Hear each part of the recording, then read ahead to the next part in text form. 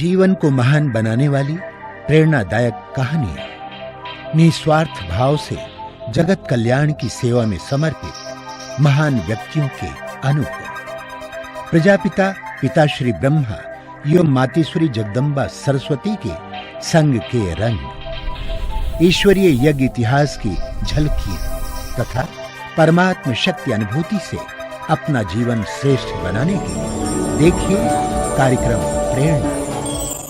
दीपक देता है रोशनी फैलाने की प्रेरणा, फलदायी वृक्ष देता है देने की प्रेरणा, मधुबन देता है महकते रहने की प्रेरणा, महान व्यक्ति देते हैं जीवन जीने की प्रेरणा। आओ प्रेरणा से दें हम सभी को प्रेरणा।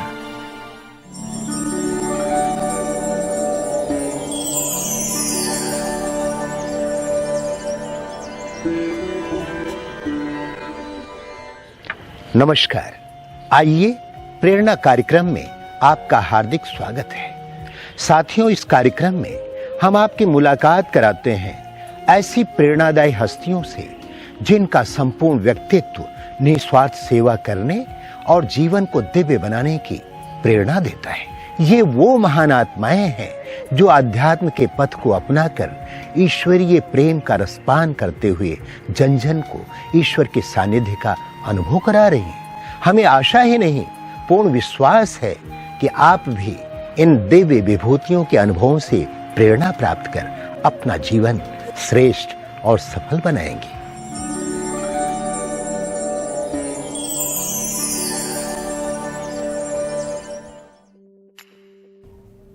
नांदेड़ यह नगरी पहले पूर्व काल में नंदीग्राम के नाम से जानी जाती थी। ऐसा माना जाता है, इतिहास में भी यह दर्ज है कि नांदेड़ की नगरी देवभूमि हुआ करती थी। यहाँ पर 84 सिद्ध और कई संतों के यहाँ पर वास था, जो यहाँ पर तप करते थे। 4 नाथ यहाँ पर हुए हैं। इन सब ने मिलकर इस पवित्र धरती को अपनी पूजा से, अपनी श्रद्धा से और अपनी तपस्या से उन्होंने इस धरती को पवित्र और पावन किया है।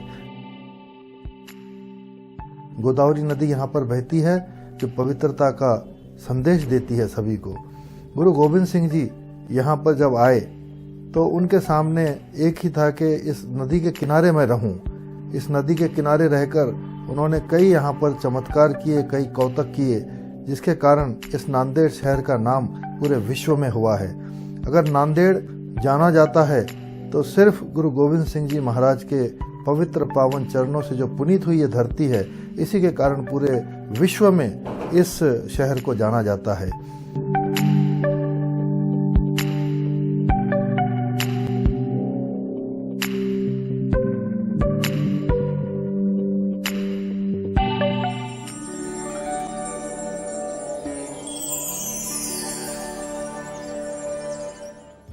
महाराष्ट्र राज्य का नांदेड़ शहर गोदावरी नदी के तट पर स्थित प्रसिद्ध शहर है।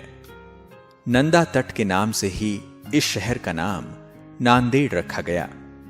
यह सिख धर्म का प्रमुख तीर्थ स्थान भी है। यहां के सचखंड पवित्र गुरुद्वारे में सिखों के गुरु गोविंद सिंह जी का जन्म बड़े ही धूमधाम से मनाया जाता है। नांदेड़ शहर के प्रजापिता ब्रह्मा कुमारीज ईश्वरीय विश्वविद्यालय की मुख्य संचालिका के रूप में आदरणीय शिव कन्या दीदी जी निमित्त हैं। दीदी जी का जन्म सन 1960 में नांदेड़ शहर के प्रसिद्ध परिवार में हुआ। बचपन से आप भक्ति एवं सेवा भाव से भरपूर रहे। शांति, त्याग, तपस्या, करुणा, उमंग, उत्साह, दया आदि गुणों से आप भरपूर हैं। मात्र 12 साल की उम्र में सन 1972 में आपको ईश्वर के सत्य ज्ञान की प्राप्ति हुई। सन 1976 में आप पहली बार संस्थान के मुख्यालय माउंट आबू आए और अव्यक्त बाप दादा से परमात्म मिलन मनाकर परमानंद से भरपूर हुए। मधुबन की तपोभूमि एवं सर्व शक्तियों से भरपूर होकर आपने अपना पूरा जीवन ईश्वरीय सेवा में समर्पित कर दिया। सन 1976 से पुणे, दिल्ली, गोवा, कोल्हापुर, सतारा आदि स्थानों पर सेवा देते हुए 1981 से नांदेड़ में ही स्थायी रूप से अपनी सेवाएं दे रहे हैं। सत्य प्रभु का परिचय सबको देते हुए आपने शांति सद्भावना रैली, धर्म सम्मेलन, ग्राम विकास अभियान, साइकिल रैली, अलविदा तनाव, व्यसन मुक्ति अभियान आदि अनेक कार्यक्रमों का आयोजन किया। वर्तमान समय दीदी जी के नेतृत्व में 10 सेवा केंद्रों, 100 गीता पाठशालाओं में 22 टीचर्स बहनों के विशाल समूह के साथ 5000 से भी अधिक ईश्वरीय विद्यार्थी परमात्म पालना का सुख ले रहे हैं।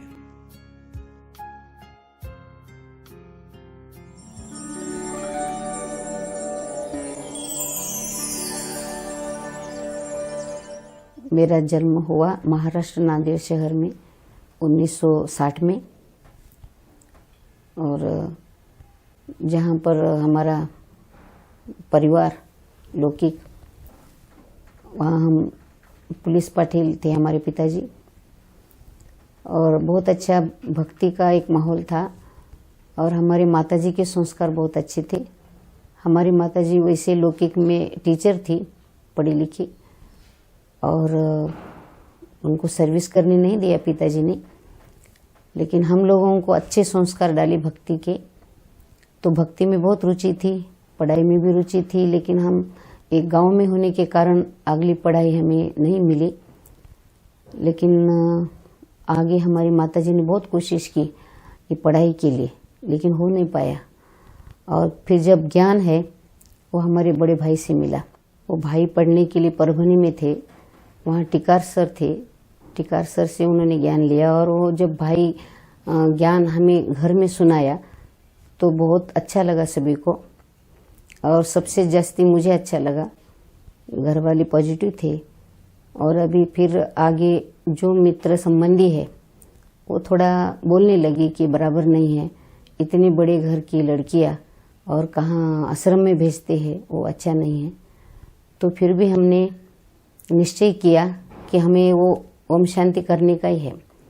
किसी बहन को नहीं देखा था, सेंटर को नहीं देखा था, लेकिन भाई जी ने बताया था कि दादी जान की अब अव्यक्त स्थिति को प्राप्त होने वाली, मतलब अभी वो ऊपर जाएंगे, इनकी इतनी ऊंची स्टेज है। तो हमने सुना, सुनते ही मुझे लगा कि हमको भी कुछ ऐसे बनने का है और कुछ करने का है, उनके जैसा ही मुझे करने का है। और वो कहाँ मिलेंगे, कब मिलेंगे। फिर भाई साहब ने मुझे मधुबन भेजा, और मधुबन में जब बाबा को मिलने गई तो मुझे लगा कि मेरा बाप मुझे मिल गया। और इतना अच्छा लगा कि मैं प्रकाशमणि दादी जी को कहा कि दादी जी मैं यहाँ मधुबन में रहना चाहती हूँ। तो उन्होंने कहा आप यहाँ नहीं रह सकती है, नहीं है, फिर भी आप सेंटर पर जाओ। तो वहाँ से सुंदरी बहन जी ने मुझे पूना लेके गए, और पूना लेकर जाकर के सेंटर पर जब गई तो सेंटर पर जाते ही सुनीता बहन थे वहाँ पर, बहनों को देखा और मुझे लगा कि अपनी बहनें हैं, अपना ही सेंटर है, और यहाँ मैं ऐसे पहले से यहाँ ही रहती हूँ, ये स्मृति आ गई।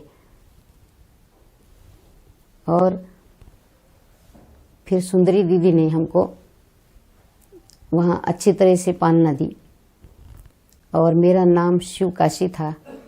उन्होंने और दादी जानकी ने शिव कन्या रखा, और वहाँ 5 साल मुझे ट्रेनिंग मिली। वहाँ से मुझे कई जगह पर भेजा। पहले तो दिल्ली में भेजा भट्टी के लिए, वहाँ भट्टी करने के लिए गई थी। 40 कन्याओं की भट्टी थी। तो हर रोज जैसे जगदीश भाई का क्लास, दादी प्रकाशमणि जी का क्लास, सब दादियाँ वहाँ रोज एक दादी आती थी, हमारा क्लास लेते थे। 1 मास की भट्टी थी, वहाँ पर बहुत अच्छी हमारी पालना हुई। फिर उसके पश्चात पूना में मुझे भेजा गया, और पूना आकर के फिर जगह जगह जैसे गोवा में भेजा, कोल्हापुर में भेजा सेवा के लिए कुछ दिन, और ऐसे आजू बाजू में जाती रहे। फिर 1981 में मुझे नांदेड़ में भेजा, और मेरी तैयारी नहीं थी वहाँ यहाँ आने की, लेकिन अव्यक्त बाप दादा को जब मिल रहे थे दोबारा। तब बाबा को सुंदरी बहन जी ने परिचय दिया कि ये शिवकन्या है, बहुत अच्छी लगन वाली है, संस्कार बहुत अच्छे है, इसकी लगन ऐसी है कि वो दादी जैसा बनना चाहती है, मतलब ऐसे बता दिया, बाबा को परिचय दिया। तो बाबा ने सुनते सुनते मुस्कुराया और बोला, ये स्वयं विघ्न विनाशक है और सर्व के विघ्न विनाशक। तो ये बाबा ने ऐसे कहा और मुझे जब नीचे आते ही बोला कि तुम्हें नांदेड़ जाने का है, नांदेड़ सेवा केंद्र पर जाने का है। तो मैं मना कर रही थी, मैं नहीं जाती। फिर वहाँ से मुझे ज़बरदस्ती वहाँ से भेजा गया। बाकी कोई ज़्यादा लोग नहीं थे और इस मराठवाड़े में नांदेड़ में मैं पहली ब्रह्मा कुमारी। तो मुझे देख कर के लोग हंसते थे और नए नए होने के कारण फिर मुझे भी लगता था कि मैं पूना छोड़ कर के यहाँ कैसे आई। फिर बीच बीच में जा कर के दादी जानकी जी को, सुंदरी बहन जी को मिलती थी, वो बुलाते थे। फिर भी आकर के आखिर यहाँ सेवा करने के लिए सेवा में जुट गई। तो फिर करते करते नांदेड़, परभनी, हिंगोली ऐसे तीनों डिस्ट्रिक्ट के अंदर छोटे छोटे गांवों में जाकर के सेवा की। पहले ब्रह्मा कुमारी कोई पहचानते नहीं थे, ये कोई क्रिश्चियन है, अपने ड्रेस को देख करके और ऐसे बोलते थे। और यहाँ बहुत अपोजिट था सारा मामला। फिर भी उसमें बाबा ने सेवा कराई और कुछ बहनें तैयार हो गई धीरे धीरे। पहले पहले ज्ञान सुनने के लिए नांदेड़ में नहीं सुनते थे। फिर हमने परभनी को गई, परभनी में परभनी, जिंतूर, मंटा तक वहाँ पर जाकर के सेवा करती थी और हिंगोली जिले में। फिर ऐसे करते करते बाहर के लोग पहले तैयार हुए और बाद में फिर उनको देख कर के नांदेड़ वाले तैयार हुए और वो सेवा बढ़ती गई। 81 में यहाँ से जब मैं सेवा करते करते आगे बढ़ी तो मेरा समर्पण हुआ। तो बड़ी दादी दीदी जी थे और उस समय पर मेरा एक का समर्पण था, लेकिन दूसरी हमारे साथ साथ बहनें थी, वो बहुत बोलने लगी कि इनके साथ हमारा भी समर्पण हो। तो दूसरी भी 2 बहनों को बिठाया और दीदी जी ने कहा, उस समय पर चांदी का बैच लगाया था मेरे को और सोने की अंगूठी आपको सुंदरी बहन पहनाएंगे क्योंकि वो भी बहनें हैं। तो ठीक है दीदी जी, जब बोला तब दीदी ने उस समय कहा था कि शिवकन्या, अब आपके सामने बहुत बड़ी माया भी आएंगी, परिस्थितियाँ आएंगी, तुम उसमें पास होगी? तो मैंने कहा हाँ दीदी जी, मैं ज़रूर पास होंगी। और वैसे उन्होंने जैसे बोला उसी रीति से कई बातें आ गई और उसमें से मैंने सहन भी किया और आगे बढ़ी। फिर दादी प्रकाश मणि जी और हमारी अभी तो संतोष दीदी जी, पहले से ही मेरे ऊपर उनका बहुत स्नेह और मेरी भी जिगर दीदी के प्रति हर समय ऐसी सुंदर पालना दिया उन्होंने, आज भी देते हैं। कि जैसे पहले पहले सुंदरी बहन जी ने दिया और अभी संतोष दीदी हर हालत में मुझे बहुत अच्छी तरह से संभालते हैं सेवा के क्षेत्र में खुद के लिए कि शिवकन्या तुम बहुत हिम्मतवान है, इस प्रकार से। और पहले से ही मुझे प्रकाशमणि दादी जी भी बोलते थे अरे शिवकन्या, अरे शिवकन्या करते मुझे बात करते थे। आज दीदी जी भी बोलते हैं अरे शिवकन्या। और मुझे छोटेपन में ऐसे लगता था कि मैं कोई लड़की नहीं हूँ, एक कुमार हूँ, इस प्रकार से मुझे वो फीलिंग रहती थी। और जब ये लोग जब बोलते थे अरे शिवकन्या तो मुझे वही नशा चढ़ता था और उसमें मैं रहती थी और आज भी रहती हूँ। तो और आगे बढ़ते अभी देखो बहनें तैयार हो गई, यहाँ पर मराठवाड़े के अंदर बहुत सारी बहनें तैयार हो गई, सेंटर बन गए और बाबा की सेवा चल रही है। कई प्रकार की सेवा हुई है, जैसे अनेक प्रकार की रैलियां निकाली है, सुखमय संसार का कार्यक्रम भी बहुत बड़ा हुआ। और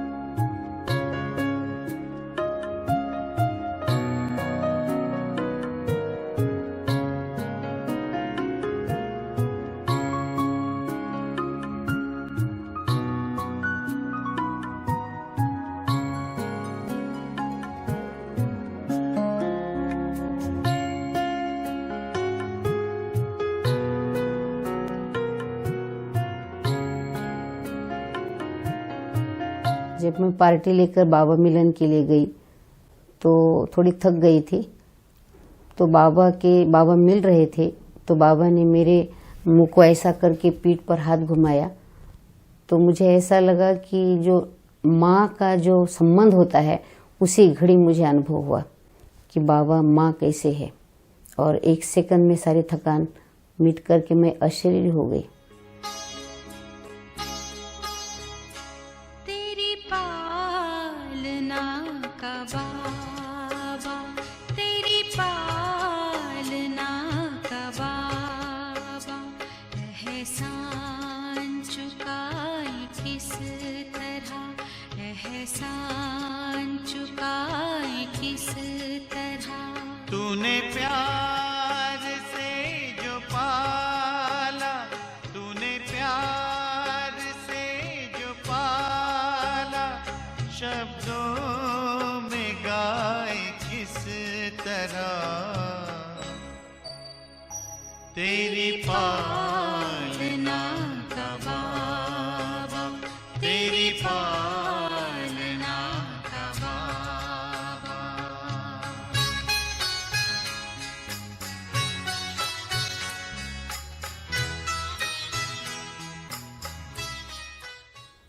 मैं जब मधुबन में गई थी तो उस समय पर मैं बाथरूम में गिर गई थी। तो उस समय पर 1 मास में हॉस्पिटल में थी अपने। और उसके बाद जब पांडव भवन में आई, फिर दादी जी से मिलाया, तो दादी जी से मिली तो दादी ने कहा और 15 दिन रुको। फिर 15 दिन और रुके। फिर जब दादी को उस समय पर दादी जी बोलते थे, रिपीट होता था, तो बार बार मेरे को बोलते, सुकन्या कैसे गिरी, कहाँ गिरी, कहाँ लगा। तो मेरे पीठ को हाथ लगा करके वो देखते थे, बोलते थे, अरे सुकन्या कहाँ दर्द होता है। और फिर मोहिनी बहन ने बोला, दादी जी आप सुकन्या को ऐसा वरदान दे दो, माना आगे चल कर के अच्छी सेवा करेंगी। तो रुको बोला दादी जी ने, बोला सुकन्या मैं वरदान देती हूँ, तुम अभी से लेकर विकारों, परिस्थितियों सबके ऊपर विजयी रतन बन करके रहेगी। इस प्रकार का वरदान मुझे दादी जी ने दिया था। वैसे दादी जी को मेरे युगल ऐसे बोलती थी, और वैसे पवित्रता की बात तो दादी जी को बहुत पसंद। और दादी जी की हर एक बात सुन करके मैं यहाँ आकर के सिखाती थी, समझाती थी, और कई लोगों को तैयार किया। 200 युगल पवित्र नियमों के पक्के, वो सारे 200 युगलों को मैं मधुबन लेके गई दादी जी के सामने। और लास्ट में जब दादी जी मिल रहे थे तो खड़ा करके सब मिले, और दादी ने पूछा, सुकन्या ये क्या है। तो मैंने कहा, दादी जी इस बारी 200 युगल आए हैं नांदेड़ से और ये सेवाधारी। तब उस समय दादी जी ने मुझे कहा, अरे शाबाश सुकन्या मुट्ठी, तुमने तो एक कमाल कर दिया। एट ए टाइम 200 युगलों को तुम लेके आई बाबा मिलन के लिए। और उस समय पर रामश्लोक भाई भी बोले कि तुम तबीयत को खराब करके, तबीयत ऐसी होते हुए भी इतने लोगों को क्यों साथ में लेके आई, 100 भी ला सकती थी। लेकिन जब इतना ग्रुप देखा, मिले, तो दादी जी ने कहा कि ये सबसे अच्छा तुमने काम किया। और उसमें फिर दादी जानकी जी भी थे। उन्होंने कहा कि सुकन्या तेरा नंबर बहुत अच्छा है, तूने बहुत अच्छी सेवा की, क्योंकि हर एक को मैं दृष्टि दे रही थी तो बहुत प्यार से वो दृष्टि ले रहे थे। ऐसे दादी जी ने भी कहा।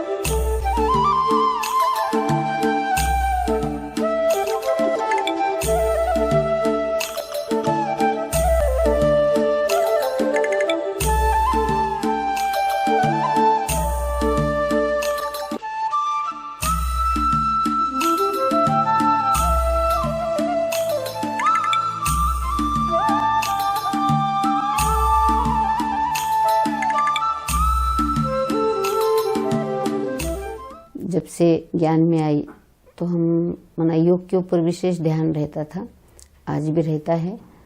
तो हम बैठक से 8 घंटे 6 घंटे योग करते थे और दादी जी को हम चार्ट भी देते थे। उस समय दादी जी लंदन गए तो इंदिरा बहन को हम चार्ट देते थे, वो अवस्था के लिए पूछती थी और यहाँ भी मैं सेवा पर उपस्थित होते, वहाँ जाकर के फिर अवस्था के लिए चर्चा करते थे और उनका जो भी डायरेक्शन होता था इशारा समझती थी। इसलिए मुझे दादी को देखने के कारण आज तक अमृत वेला कभी मिस नहीं हुआ है। जीवन में एक धारणा है बनी हुई और अनेकों को धारणा कराने के लिए वैसे कोशिश किया है सेवा में।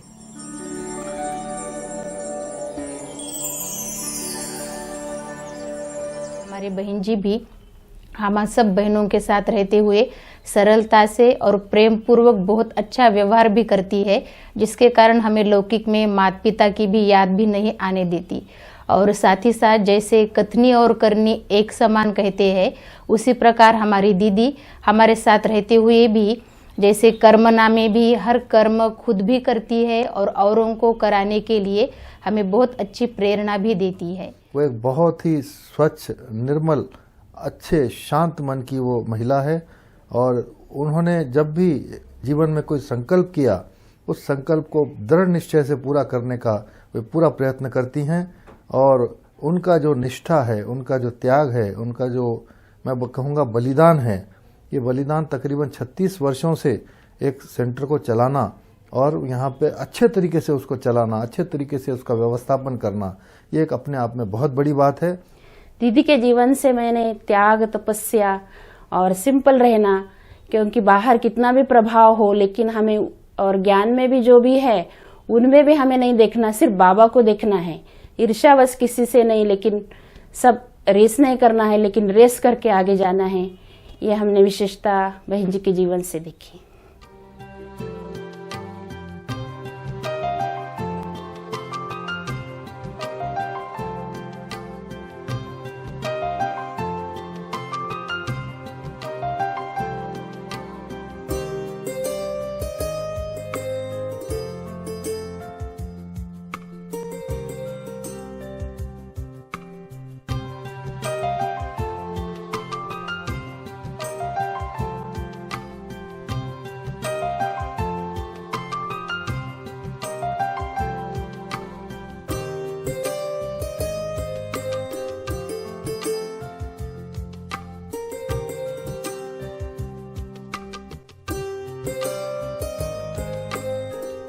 शिवकन्या बहन जी का एक ऐसा मैंने स्वभाव देखा है, जो मैंने बचपन में देखा वही शिवकन्या बहन जी आज भी है। उनका स्वभाव सरल है, मितभाषी है और हमारा जो संकल्प उन्होंने हाथ में लिया है वो संकल्प से कभी डेविएट नहीं होते हुए बहुत जुड़े हैं, लोगों को उन्होंने जुड़ाया है। शिवकन्या बहन जी का एक तो मेरे जैसे यूनिवर्सिटी के ऑफिसर्स, बहुत सारे नांदेड़ यूनिवर्सिटी के ऑफिसर्स है जो यहाँ सेंटर में आके साधना करते हैं, उनका बहुत बड़ा गुडविल है। शिवकन्या बहन जी के अंदर हार्ड वर्किंग ये गुण बहुत ही सफल है। वो बहुत ही ज़्यादा हार्ड वर्किंग करके बहुत बड़े बड़े प्रोग्राम शिव बाबा के ज्ञान के ऊपर नांदेड़ में आयोजित किया है और नांदेड़ नगरी में बहुत ज़्यादा प्रतिशत बहन जी को है। हर फील्ड में चल जाए या कौन से भी संवर्ग के लोगों के तरफ चल जाए, हर एक जन बहन जी को बहुत आदरयुक्त नज़र से देखते हैं। बहन जी के जीवन से हमने ये प्रेरणा ली कि ईश्वरीय सेवा में कभी थकना नहीं, कुछ भी अंदर हो, कैसी भी समस्या आए, रुकना नहीं और उस सेवा में और उत्साह से और उमंग से सब मिल करके वो सेवा को सक्सेसफुल करना है।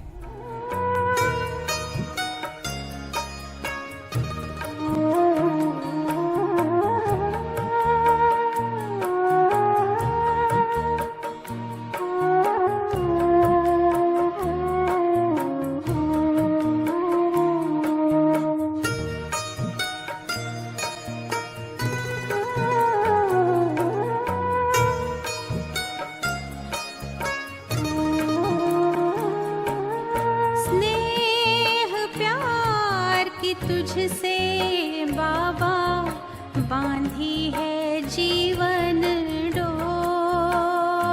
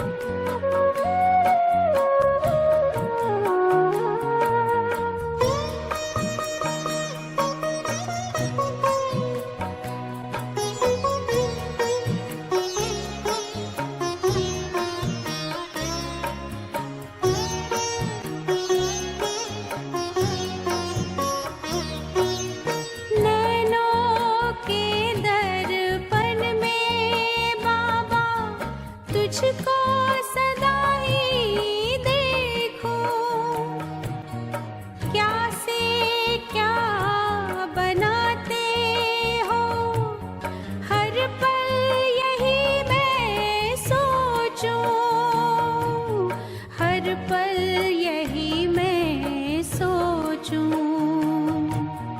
मन आंगन में अब तो बाबा, मन आंगन में अब तो बाबा, खुशियों के नाचे मोर,